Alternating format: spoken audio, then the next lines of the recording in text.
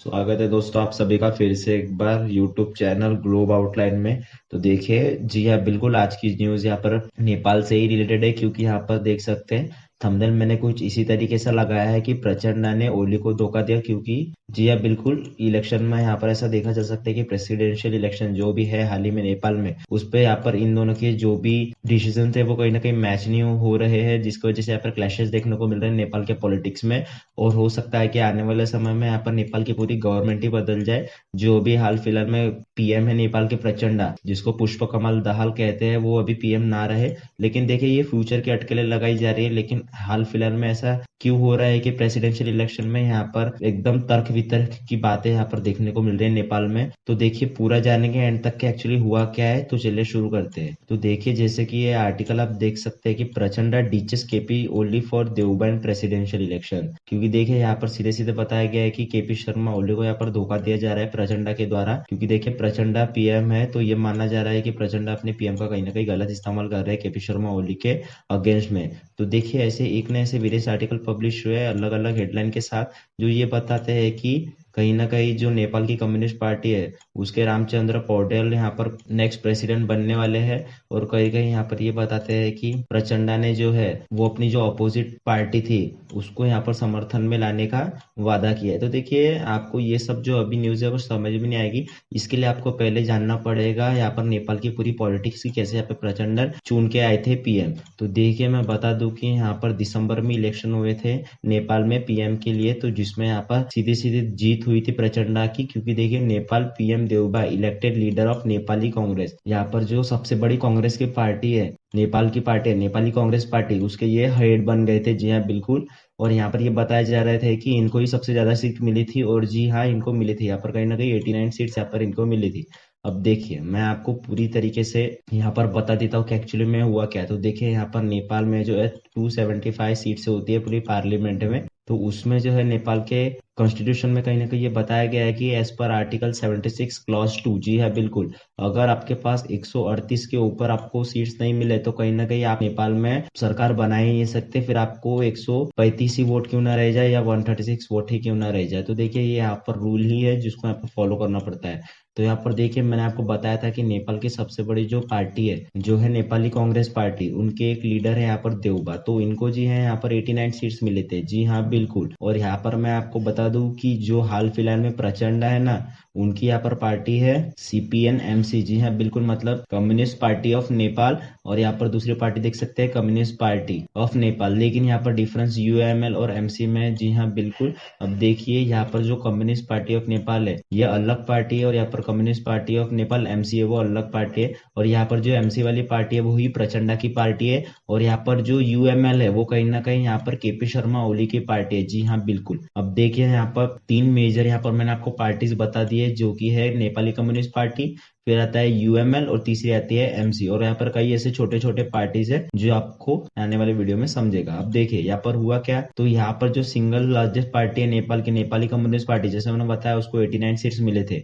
जिसके बाद सीपीएन यानी कि केपी शर्मा ओली के पार्टी को यहाँ पर 78 वोट मिले थे, और यहाँ पर प्रचंडा को यहाँ पर 32 सीट्स मिले थे। अब देखिए आप सोच रहे होंगे कि इतने कम वोट मिलने के बाद भी प्रचंडा जो है वो पीएम कैसे बन गए। तो देखिए मैं आपको बता दूं कि यहाँ पर जैसे ही 89 सीट्स मिले ना, तो यहाँ पर डिक्लेयर कर दिया देवबा ने कि देखिए हम तो यहाँ पर पीएम बन चुके हैं। जी हाँ बिल्कुल, जो नेपाली कांग्रेस पार्टी के देवबा थे उन्होंने ये डिक्लेयर कर दिया था कि मैं ही पीना हूँ। लेकिन जैसे कि मैंने बताया था कि 138 सीट यहाँ पर गरज की थी, तो यहाँ पर क्या हो गया, गठबंधन बनाना चालू हो गया, जो कि मेजर पॉलिटिकल में देखने को मिलता है कि गठबंधन आम बात होती है। तो यहाँ पर क्या गए, जो सीपीएन एमसी के जो लीडर थे प्रचंडा, वो गए नेपाली कम्युनिस्ट पार्टी के साथ और उनको कहा कि देखिए हम कहीं ना कहीं एक गठबंधन बना लेते हैं जिसकी वजह से हमारी सरकार ही बनेगी। और जो प्रचंडा है, मतलब उन्होंने कहा प्रचंडा ने कि मैं ही यहाँ पर पीएम बनूंगा। अब देखिए यहाँ पर सीधे सीधे ना, यहाँ पर प्रचंडा ने जब ये देवबा को कहा कि मेरे को पीएम बनना है, तो यहाँ पर सीधे सीधे देवबा जी ने यहाँ पर मना कर दिया कि नहीं आप बिल्कुल पीएम नहीं बन सकते, पीएम तो यहाँ पर मैं ही बनूंगा, मतलब देवबा। जैसे कि यहाँ पे देख सकते हैं कि उसके बाद क्या हुआ, यहाँ पर प्रचंडा गए ओली के पास। जी हाँ बिल्कुल, ओली के घर पहुंच गए प्रचंडा, और यहाँ पर ओली से कहा कि देखिए आपको यहाँ पर 78 सीट्स मिले और हमको 32, तो कहीं ना कहीं हम गठबंधन बना लेते हैं और यहाँ पर एक नई सरकार बनाते हैं नेपाल में। तो यहाँ पर केपी शर्मा ओली मान गए।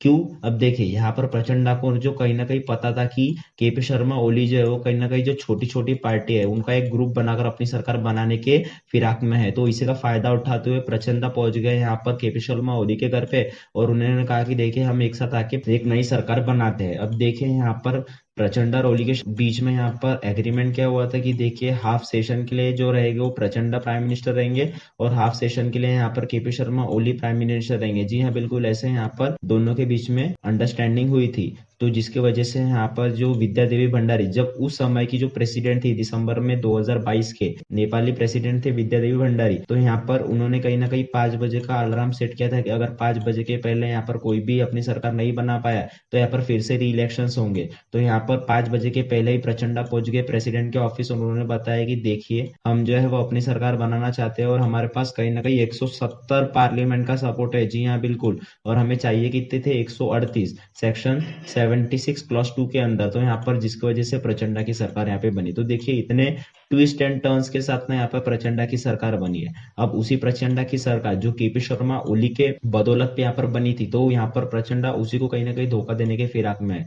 क्योंकि देखिए हाल फिलहाल में ना यहाँ पर काफी सारे ट्विस्ट एंड टर्न्स आए हैं प्रचंडा की पीएम के सेशन में। क्योंकि देख सकते हैं यहाँ पर जो राष्ट्रीय स्वतंत्रता पार्टी के जो रवि लाभी चामे थे, यहाँ पर उन्होंने सीधे सीधे पार्टी में से रिजाइन ही दे दिया था कि देखिए हमको अभी हाल फिलहाल में प्रचंडा के साथ काम नहीं करना। जैसे आर्टिकल देख सकते हैं, Nepal deputy PM and home minister लाबूचा ने रिजाइंस। जी हाँ बिल्कुल, अब इन्होंने रिजाइन क्यों दिया था, मैंने इस पे डेडिकेटेड वीडियो बनाया था। फिर भी मैं एक बार बता देता हूँ कि देखिए रवि लाबूचा ने जो है उसके ऊपर एक एलिगेशन लगाया था कि आप कहीं ना कहीं ड्यूअल सिटीजनशिप में, मतलब इनके पास ऐसा बताया जा रहा था कि यूएस की भी सिटीजनशिप है और ये नेपाल की भी सिटीजनशिप रख रहे थे।